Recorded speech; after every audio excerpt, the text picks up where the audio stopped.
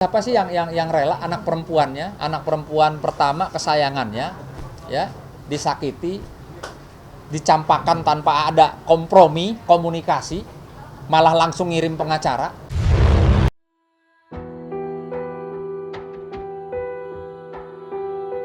Siapa yang singgung karma, siapa yang memantik luka lama? Baru saja reda isu Taki Malik, mantan suami Salma Vina reda. Belum lama ini, nama Salma Vina kembali terseret sampai bikin sang ayah, Sunan Kalijaga dan istri kembali emosi. Hanya karena Taki Malik unggah chatnya dengan Salma Vina, Taki seolah kembali menggiring opini publik tentang mantan istrinya itu.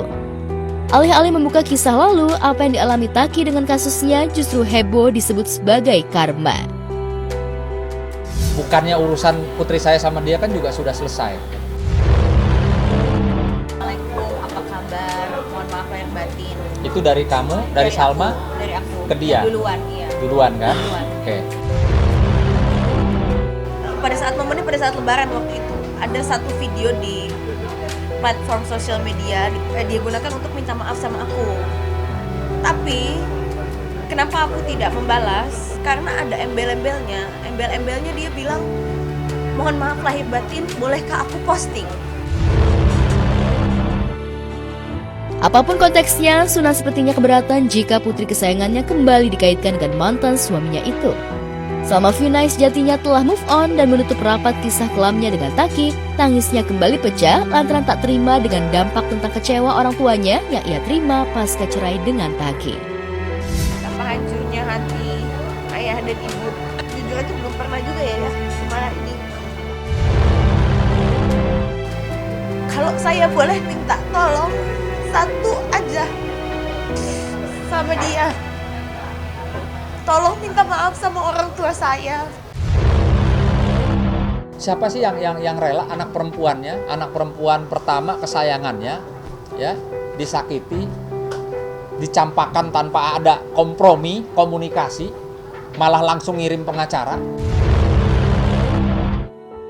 Tak ada kata maaf yang diharapkan Salma dan keluarga dari Taki.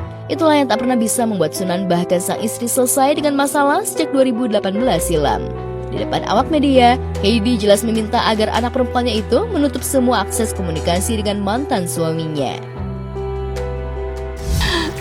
Sesakit apa ya?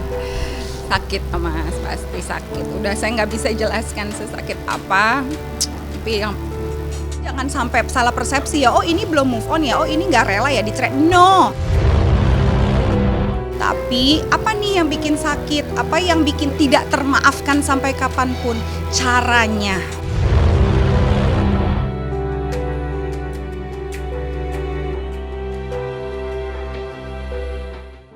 Preman yang sopan dong. Orang baru juga berjuang, baru berusaha, digangguin.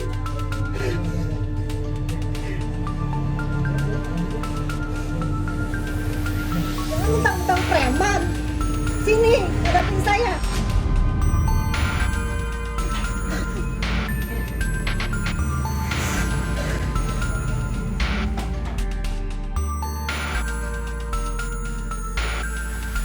Pecah.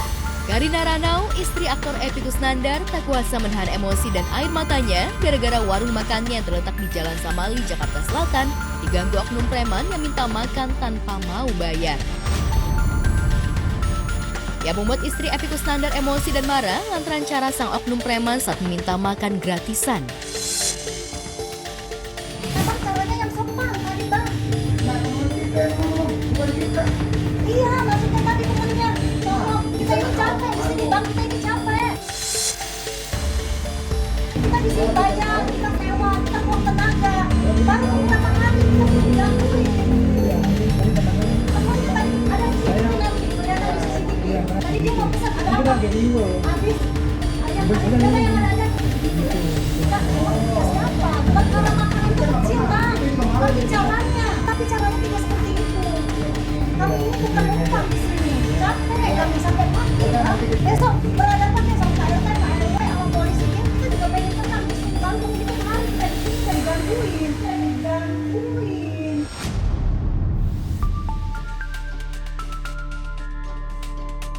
Benar Tak saja, setelah videonya viral, aparat berwenang pun segera turun tangan menyelesaikan masalah dugaan aksi premanisme yang terjadi di warung makan Epi Kusnandar. Kami dari Polsek Pancoran, saya Panit Reskrim, berikut Bimas, berikut ada juga Ibu Ani dari Kelurahan, berikut ada Pak Ketua RT 4 RW 4. Tadi sudah bertemu langsung dengan Kang Epi maupun istrinya untuk mengetahui gimana sih duduk permasalahannya.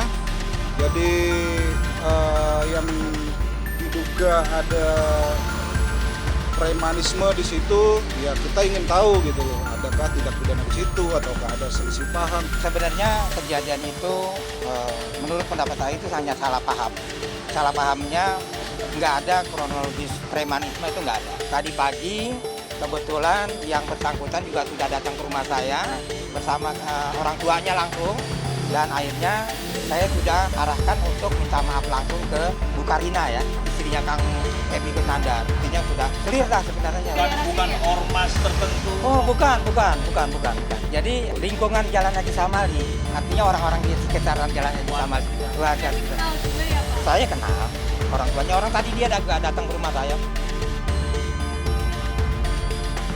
Meski polisi, Satpol PP dan Ketua RT sudah turun tangan menengahi, Epi Kusnandar dan istrinya Karina Ranau hingga belum mau memberikan keterangan.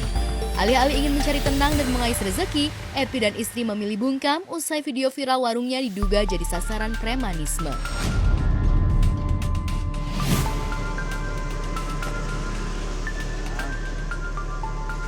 Jadi gimana?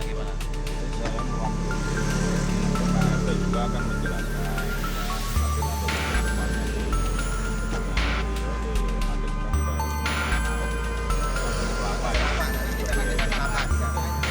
mohon maaf, Kang Epi tadi katanya belum bisa memberikan keterangan langsung, jadi beliau Kang Epi berikut istri menyerahkanlah ke Pak Ketua RT. Untuk wilayah kami ini sebenarnya itu aman aja dari dulu, nggak pernah ada permasalahan.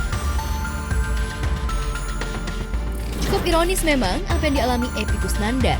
Dalam sinetron Preman Pensiun, Epi berperan Muslihat alias Kang Mus, bos preman yang punya banyak anak buah. Namun di dunia nyata, warung makan Epi justru kena palak kawanan preman. Padahal warung makan itu dirintis Epi dan istri untuk menyambung hidup. Setelah di apartemen Kalibata City, Epi dan istri merintis bisnis warung makan Jukut Goreng di Jalan Samali, Jakarta Selatan. Epi dan istri pun terjun langsung mengurus bisnisnya. Mulai dari melayani pembeli, mengulek sambal, sampai belanja jukut atau salada air di pasar. Karena kita saling support sih Mas, jadi kayak di sini.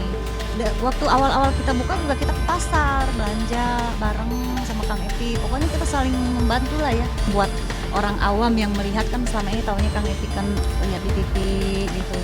Jadi kalau dia melakukan hal-hal yang kayak bikin ini, bantuin masak atau apa, mungkin buat orang yang awam melihatnya masa sih bisa itu, masa sih, padahal ya sebenarnya iya, kita saling support. Kenyataannya seperti itu. Tenang untuk menghadapi masa depan gitu ya, tidak panik kalau saya udah nggak dipakai lagi, jadi tetap harus cari pegangan tetap gitu, harus punya pegangan tetap, karena kalau nggak ada pegangan ya kita megang apa.